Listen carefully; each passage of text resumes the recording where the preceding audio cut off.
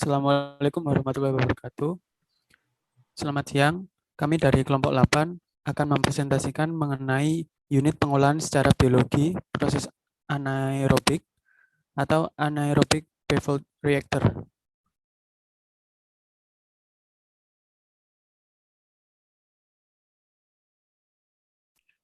Sebelum kami melakukan presentasi, izinkan kami memperkenalkan diri kami terlebih dahulu, yaitu anggota kami 1. Muhammad Maulana Rohman Bahari, NPM 017, kelas A, Himatul Aliyah Rosdi, NPM 027, kelas A, Muhammad Yordan Royan Futari, NPM 037, kelas A, Muhammad Zaki Murtado, NPM 047, kelas B, Adela Putri Anindya, NPM 057, kelas B, Muhammad Riza Pahlevi, NPM 067, kelas B, Hani Gaisani, NPM 077, kelas C, Mufti Syahirul Alim, NPM 097, kelas C.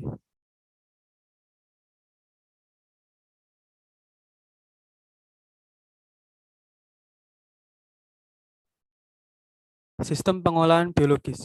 Pengolahan biologis ialah penguraian bahan organik yang terkandung dalam air limbah oleh jasad renik atau bakteri sehingga menjadi bahan kimia sederhana berupa unsur-unsur dan mineral yang siap dan aman dibuang ke lingkungan. Tujuan pengolahan air limbah secara biologis ialah untuk menghilangkan serta menstabilkan zat-zat pencemar organik terlarut yang dilaksanakan oleh jasad renik. Jasad renik dapat berupa bakteri, kapang, alga, protozoa, dan lain-lain. Dalam pengolahan biologis, polutan yang mudah diuraikan dapat segera dihilangkan. Polutan tersebut merupakan makanan bagi bakteri, sehingga dalam waktu yang singkat, bakteri akan berkembang biak, menghabiskan polutan yang ada di dalam air limbah, dan menghasilkan lumpur biologis sebagai endapan. Proses penghancuran polutan secara biologi dapat memicu pertumbuhan bakteri. Bakteri tersebut dapat tumbuh dan berkembang pesat apabila kondisi yang sesuai dengan kehidupan bakteri dapat terpenuhi.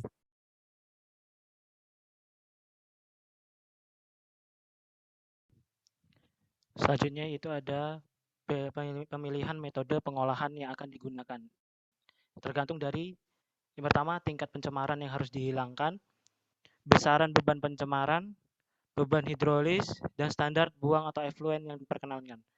Selanjutnya prinsip pengolahan biologis yaitu dapat melalui cara secara aerobik yaitu pengolahan dengan melibatkan oksigen, pengolahan secara anaerobik yaitu pengolahan tanpa melibatkan oksigen, pengolahan secara anoksik yaitu pengolahan biologis yang menggunakan oksigen terikat.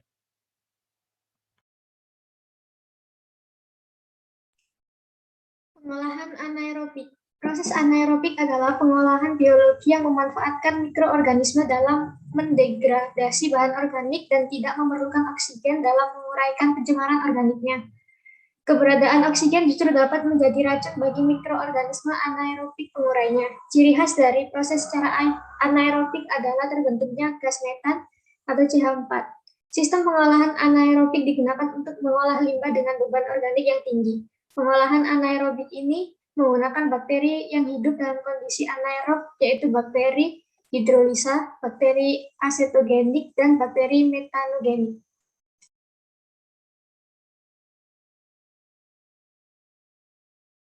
Kelebihan dan kekurangan pengolahan anaerobik. Yang pertama kelebihan. 1. Sesuai untuk mengolah air limbah dengan kondisi BOD lebih tinggi untuk kapasitas menengah sampai besar.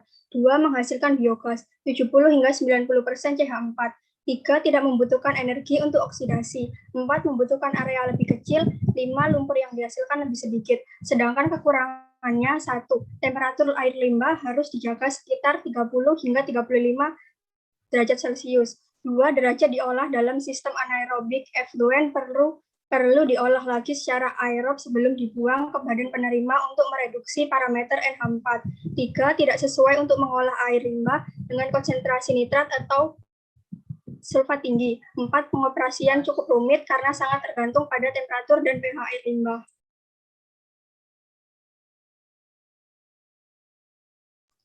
Contoh pengolahan proses pengolahan air limbah secara anaerobik. Yang pertama adalah filter anaerobik atau anaerobic filter. Unit ini dilengkapi dengan filter media untuk tempat berkembangnya koloni bakteri membentuk film atau lendir akibat fermentasi oleh enzim bakteri terhadap bahan organik yang ada di dalam limbah. Yang kedua adalah reaktor anaerobik aliran ke atas menggunakan lapisan lumpur atau outflow anaerobik blanket atau UASB. Unit ini mensimulasikan pembentukan selimut lumpur yang terbentuk di tengah rangka oleh partikel dan mengendapkan partikel yang dibawa aliran ke atas. Yang ketiga ada kolam anaerobik atau anaerobic pond, kolam yang menerima beban organik tinggi dan kondisi anaerobik terdapat pada sepanjang kedalaman kolam. Yang keempat ada reaktor bersikat anaerobik atau anaerobic buffer reactor atau ABR, salah satu jenis pengolahan suspended growth yang memanfaatkan sikat atau buffer dalam pengadukan yang bertujuan agar terjadi kontak antara air limbah dan biomasa. Di sini kami dari kelompok 8 mengambil salah satu contoh unit anaerobic buffer reactor atau biasa disebut ABR.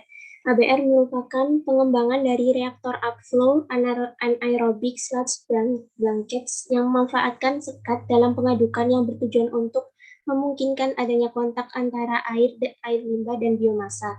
ABR juga menggunakan serangkaian dinding atau bevel untuk membuat air limbah yang mengandung polutan organik untuk mengalir di bawah dan ke atas melalui dinding dari inlet menuju outlet.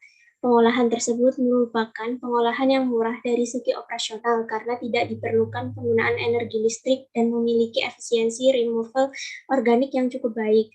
Apabila reduksi dari bakteri patogen dan nutrien rendah, effluentnya masih membutuhkan pengolahan tambahan dan membutuhkan pretreatment untuk mencegah terjadinya penyumbatan.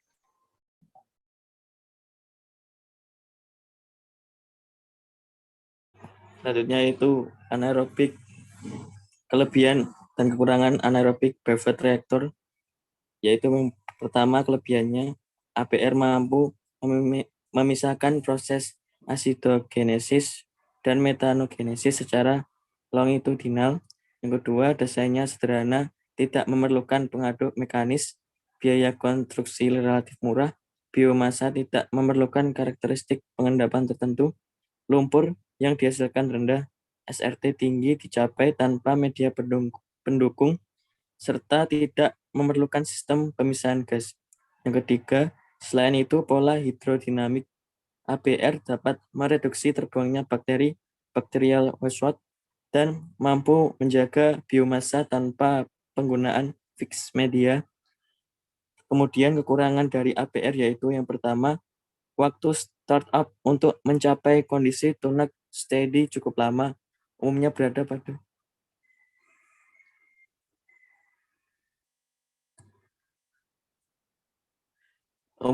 pada kisaran 3-6 bulan. Yang kedua, bila terjadi kebocoran pada zona ambang bebas, kondisi anaerobik tidak maksimal, sehingga efisiensi penurunan parameter COD atau BOD berkurang, dan seringkali timbul bau yang menyengat apabila terjadi kebocoran. Yang ketiga, kualitas effluent umumnya masih belum memenuhi persyaratan baku mutu untuk dibuang ke badan air, utamanya kandungan oksigen terlarutnya, sehingga diperlukan tambahan aerasi sekaligus melepaskan gas-gas penyebab bau pada effluent.